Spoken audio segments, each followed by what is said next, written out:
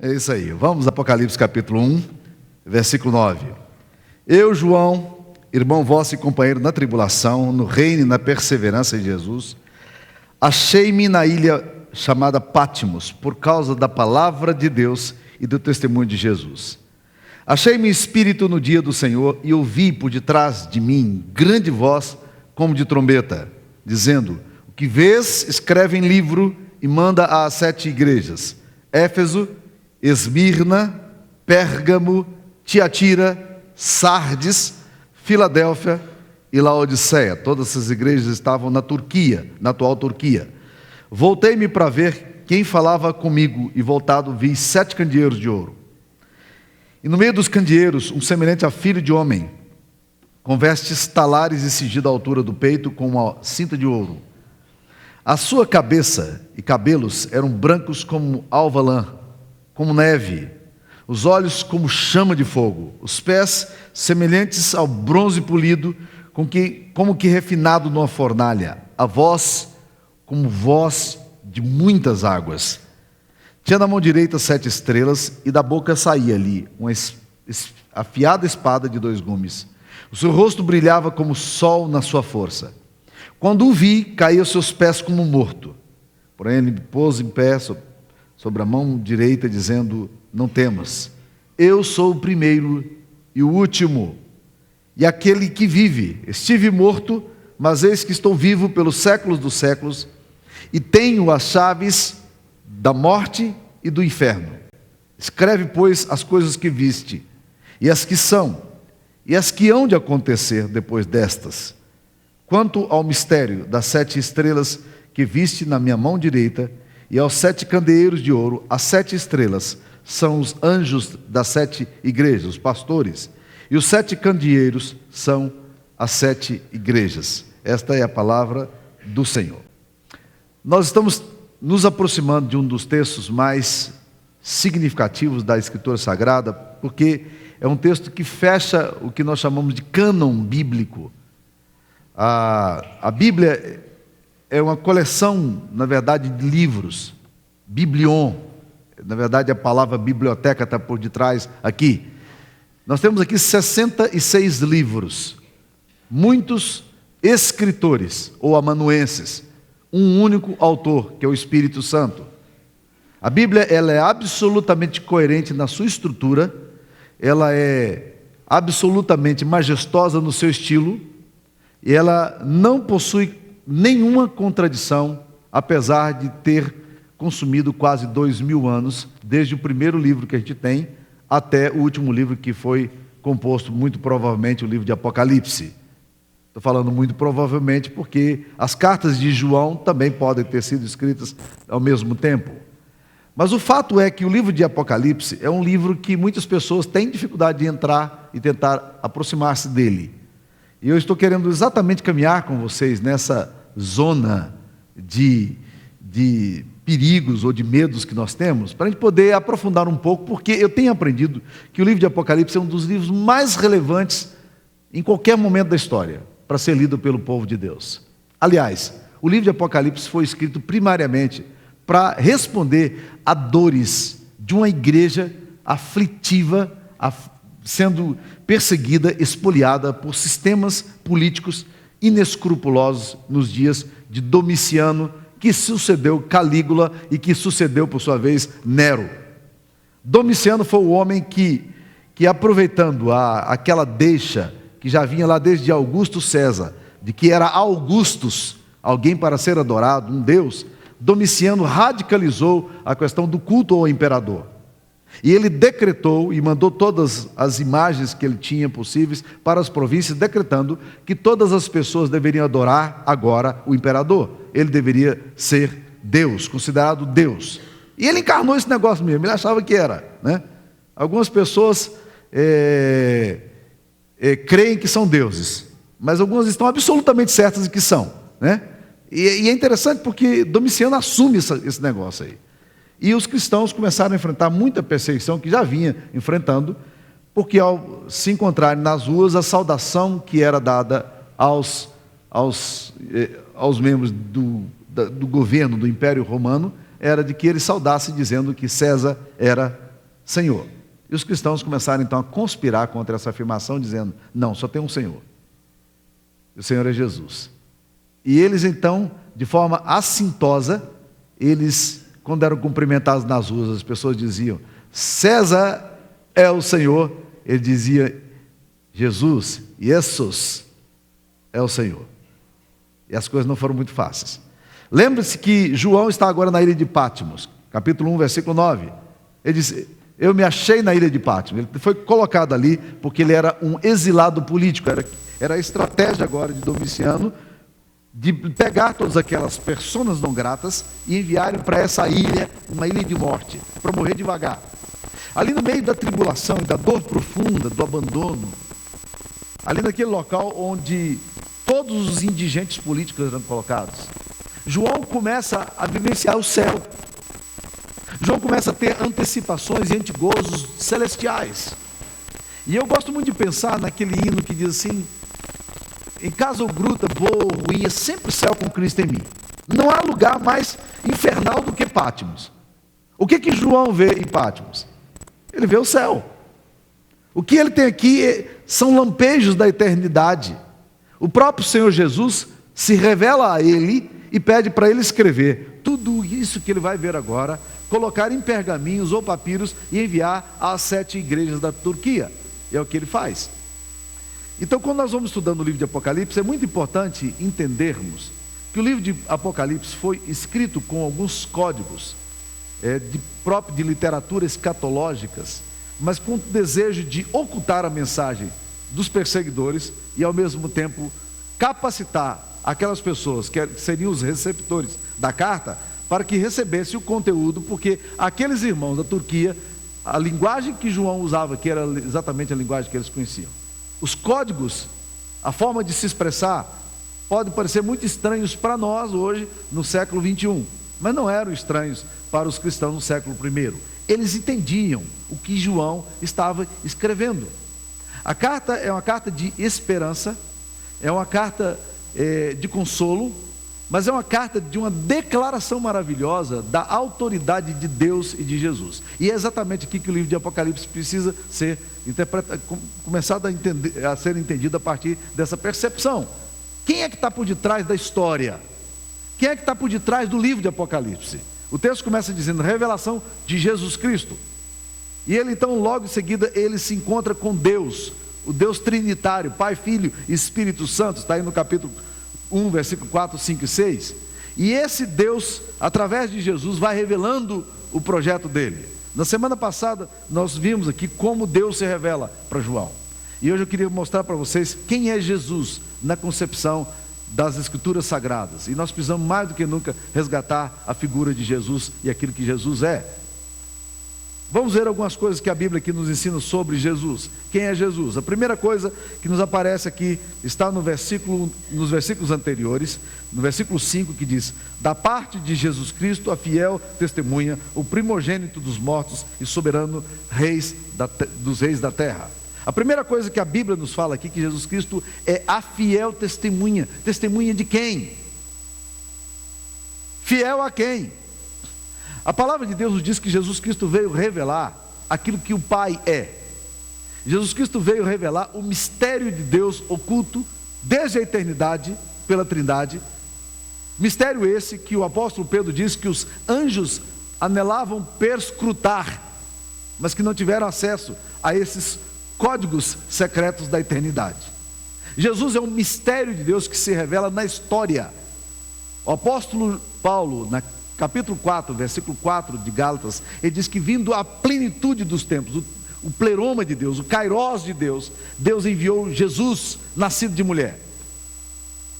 Provavelmente, o diabo nunca poderia esperar que o Deus poderoso, Rei dos reis e Senhor dos senhores, haveria de se manifestar de uma forma tão simples, numa estrebaria. E foi exatamente isso que se deu. Agora, de repente, as potestades espirituais estão assustadas. A palavra de Deus nos mostra que, na verdade, Satanás, ele se sente profundamente afetado por esse negócio. Em Marcos capítulo 5, há um encontro de Jesus com um endemoniado gadareno. E ele faz uma pergunta interessante que os evangelistas colocam de formas diferentes. Mateus, Marcos e Lucas, cada um deles colocando uma pergunta diferente.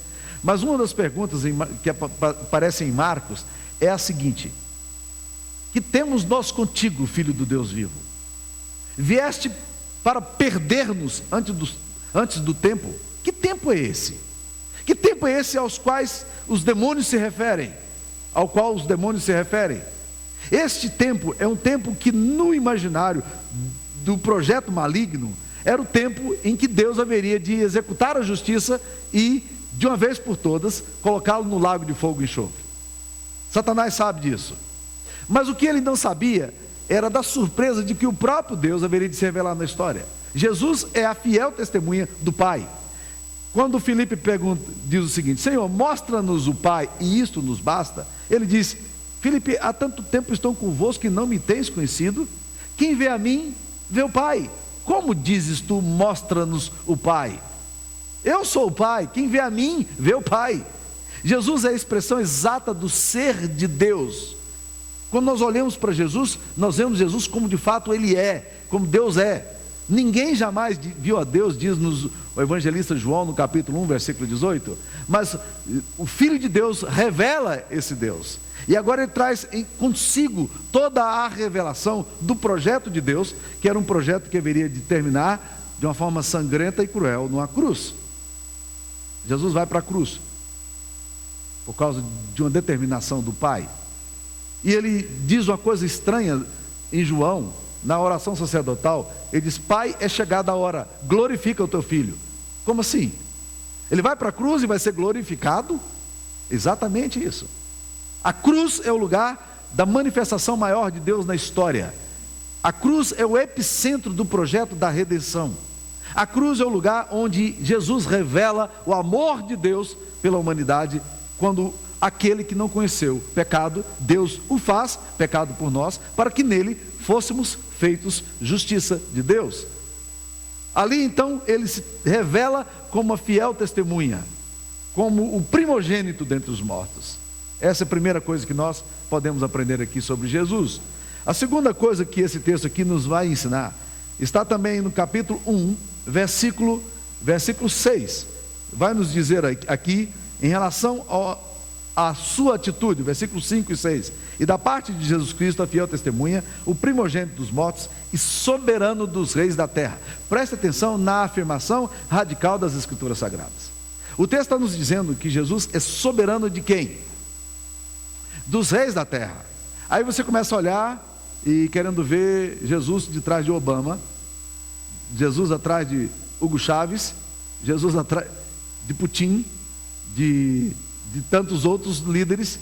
Ele é soberano dos reis da terra. Todos esses homens estão debaixo do domínio de Deus. Mas e aí? Eu não estou vendo nada disso. Eu não estou vendo nada disso. As más línguas até falam que o nosso vice-presidente seria um adorador de Satanás. Onde é que está a soberania de Deus nesse negócio todo? Onde é que está Jesus nesse processo todo? A afirmação radical das Escrituras Sagradas parece contradizer a percepção que nós temos da nossa historicidade, como que antevendo a essa pergunta da nossa alma. O autor aos Hebreus fala que quando Jesus morreu na cruz, ele colocou todos os poderes debaixo dos seus pés, e que nós ainda não vemos todas as coisas a ele sujeitas.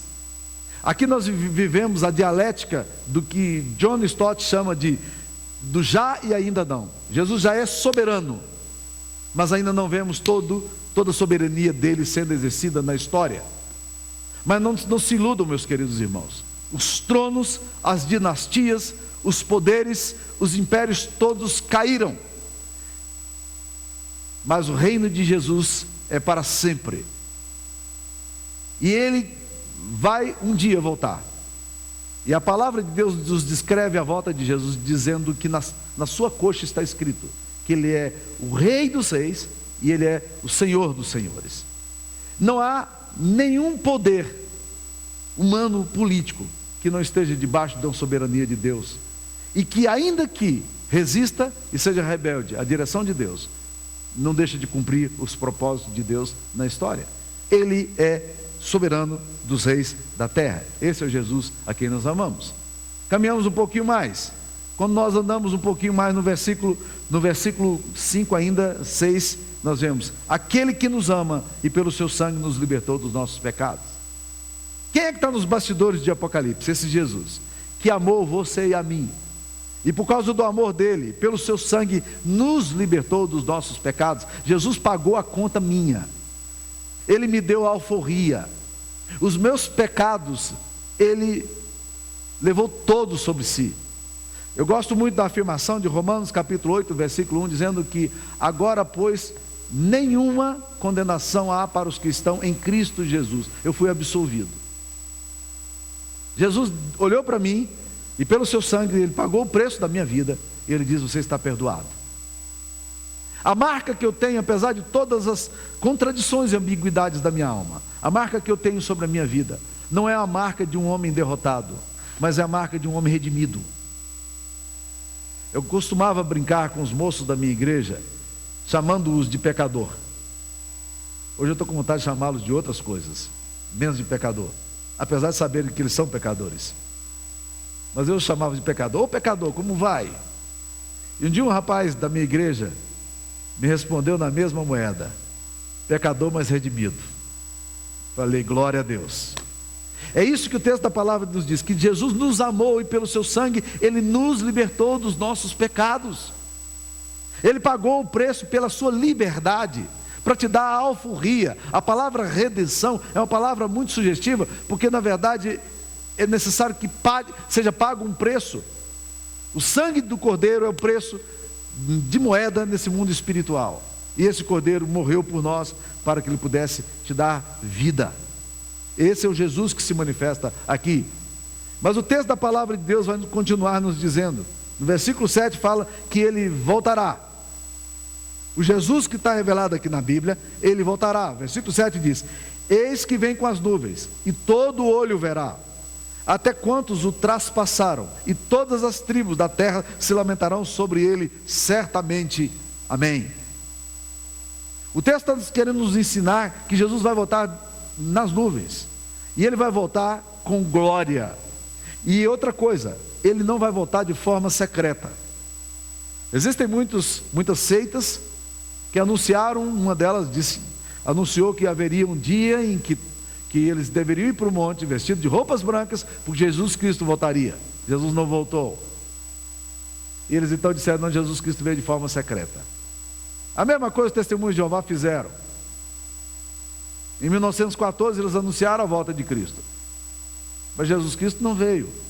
E eles disseram: não, Jesus Cristo veio de forma secreta. A volta de Jesus não vai ser secreta, gente. A volta de Jesus será triunfante, retumbante, visível e gloriosa. Todo olho verá, até mesmo quantos o traspassaram. Aqueles homens que pegaram os cravos e bateram os cravos nas mãos de Cristo vão contemplar a volta do Cordeiro, e todas as tribos da terra se lamentarão sobre ele. Jesus vai voltar. Nós não sabemos quando ele vai voltar. A volta dele pode ser agora, pode ser hoje, pode ser amanhã. Nós não sabemos quando ele vai voltar, mas nós sabemos uma coisa: que ele vai voltar. E a Bíblia diz que a gente não deve ficar impressionado quando alguns disserem e ficarem anunciando a volta de Cristo, porque aquele dia e hora nem o filho sabe, exceto o Pai. É um segredo absoluto do Pai das luzes, e ele vai manifestar esse tempo, e esse tempo vai se cumprir na nossa história. Esse é o Jesus das Escrituras Sagradas. Ele vai voltar. Ele não vai voltar, e é curioso que ele não vai voltar agora como servo sofredor. Agora, o que eu acho interessante é que o livro de Apocalipse, ele não tem crise para manifestar essa ambiguidade, porque o livro de Apocalipse ora manifesta Jesus como leão da tribo de Judá, aquele que tem poder, o grande Aslan. Ora ele manifesta Jesus como cordeiro. É curioso que quando Jesus Cristo volta em Apocalipse capítulo 19, a Bíblia diz que ele volta e ele vem com todo o exército dos céus, nas nuvens, e as suas vestes estão salpicadas de sangue. A ideia da redenção vai estar muito clara na volta dele, e na sua coxa vai estar escrito: Rei dos Reis e Senhor dos senhores. A volta de Cristo vai se dar, e nós precisamos continuar anunciando essa grande verdade do Evangelho.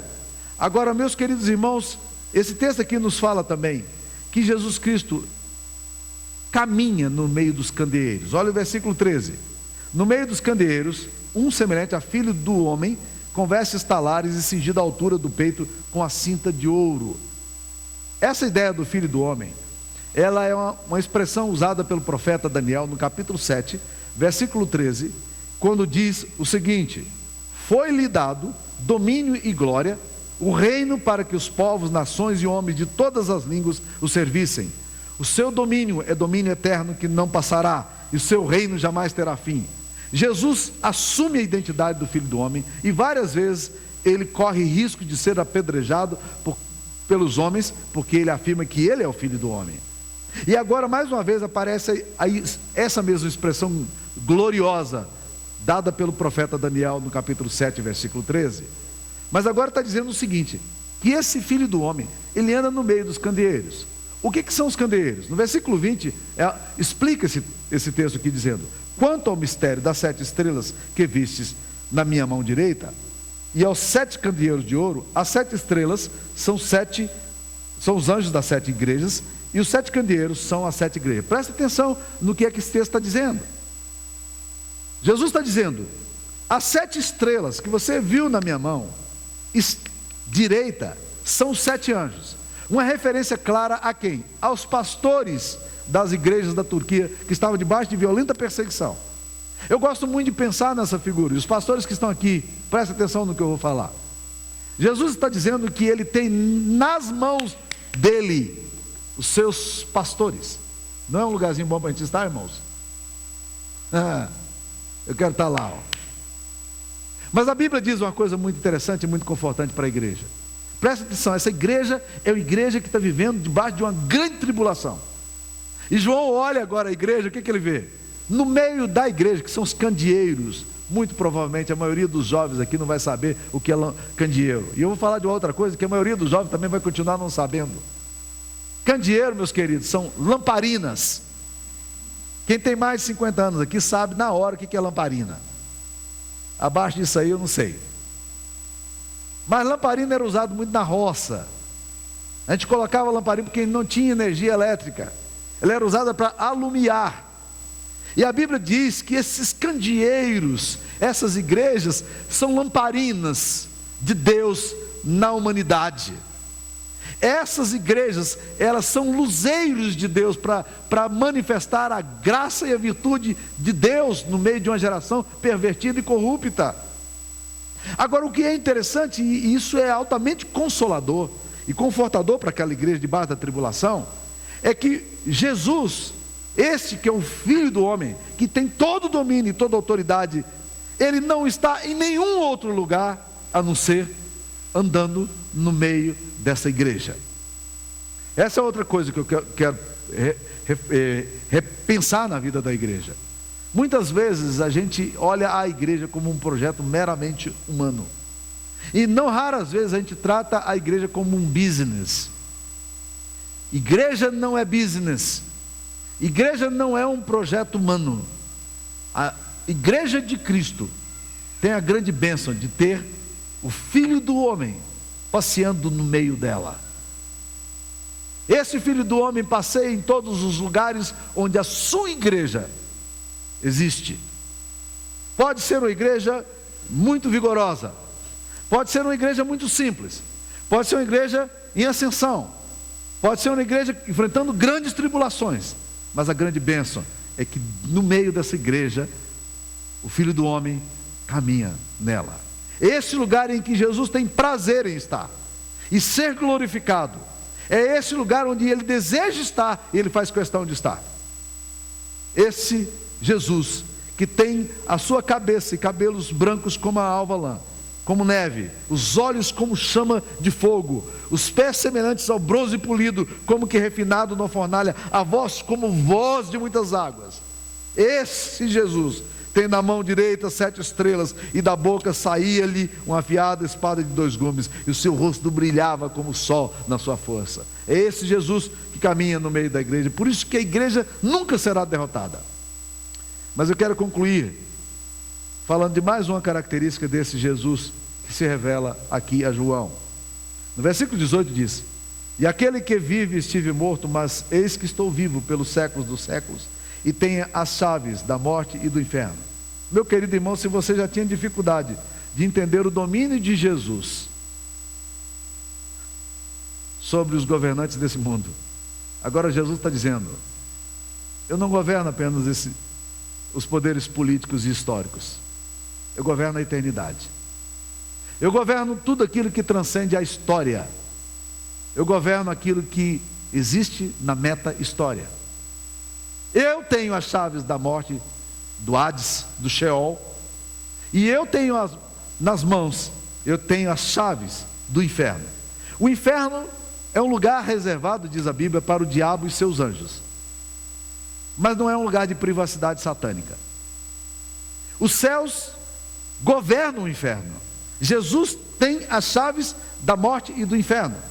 Isso significa que Jesus transcende, o domínio dele transcende até a própria história e vai para essa dimensão posterior.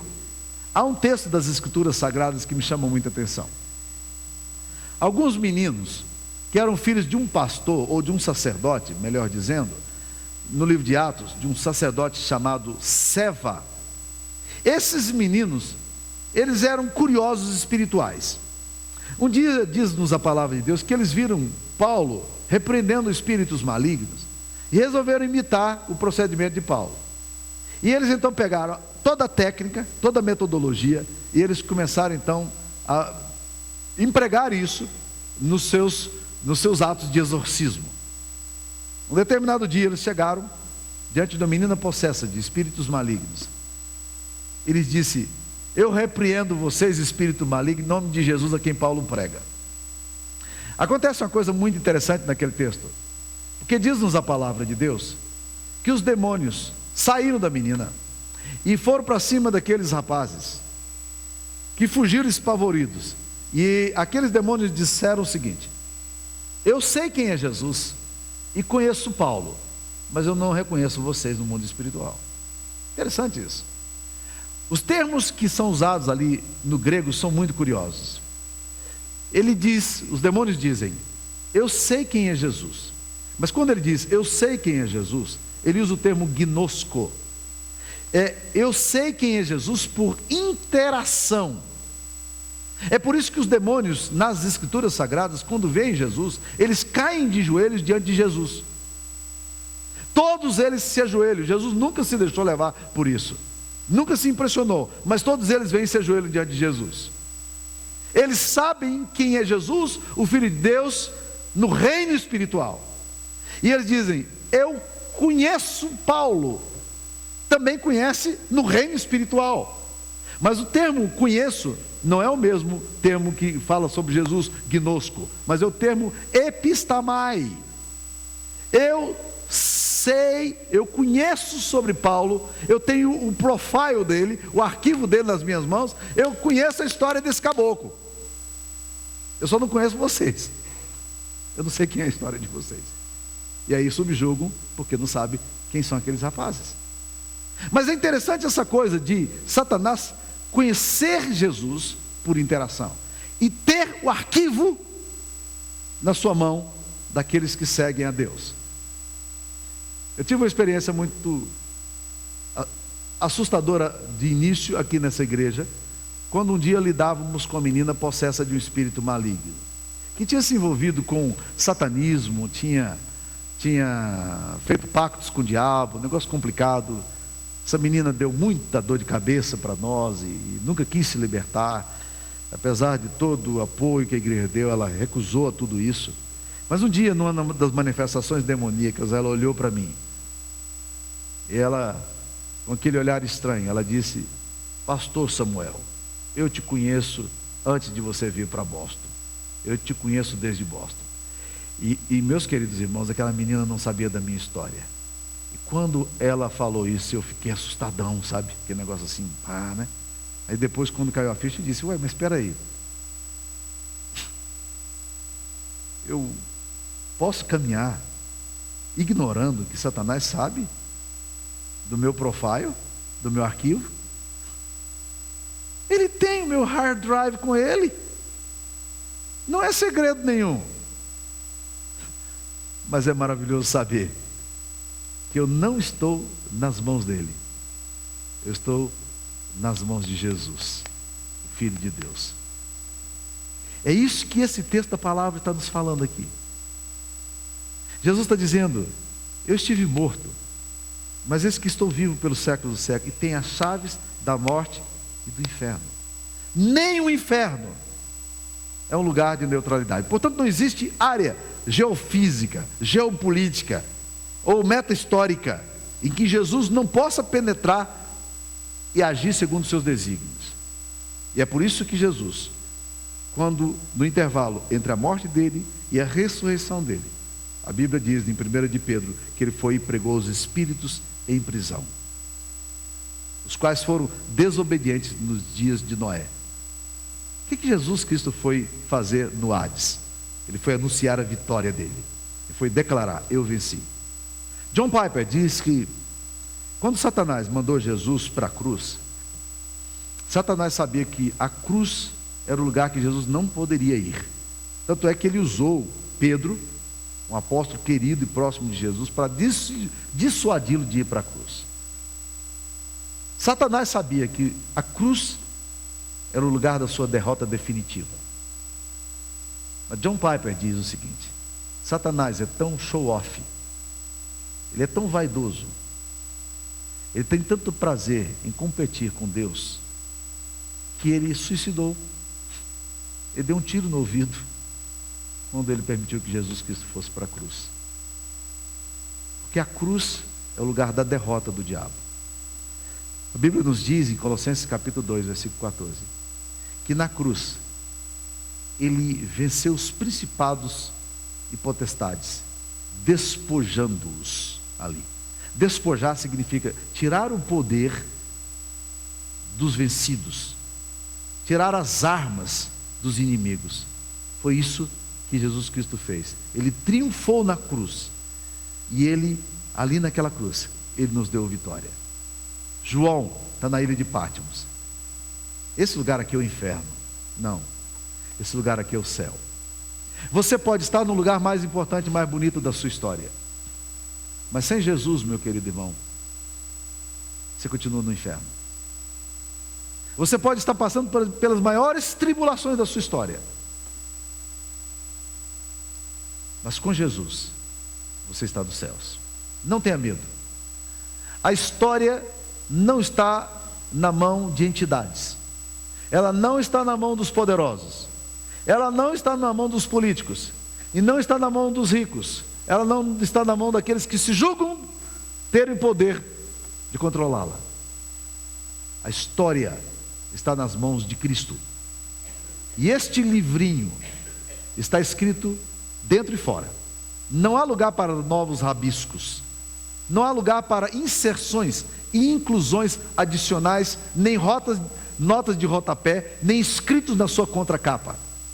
Este livro, só o leão da tribo de Judá, o cordeiro que foi morto, é capaz de desvendá-lo. E esse é o livro da história. E esse é o livro da história da qual Jesus nos convida a participar com ele. É Jesus quem está por detrás do livro de Apocalipse. E ele saiu vencendo e para vencer. O livro de Apocalipse ele é montado em cima de 7 sessões. Todas as 7 sessões, elas têm a dispensação inteira. Desde o nascimento de Cristo, a vida de Cristo, o ministério de Cristo, até as oposições históricas. Mas todos eles terminam com a batalha e com o juízo final e com a manifestação histórica de Deus. Nós aguardamos novos céus e nova terra, nos quais habita a justiça. Até lá, nós estamos vivendo aí no meio dessas contradições, ambiguidades, dores. Até lá, nós não vemos todas as coisas a eles sujeitas, mas todas as coisas já estão debaixo dos pés e do estrado desse Filho de Deus que foi morto, mas vive pelos séculos dos séculos. Amém.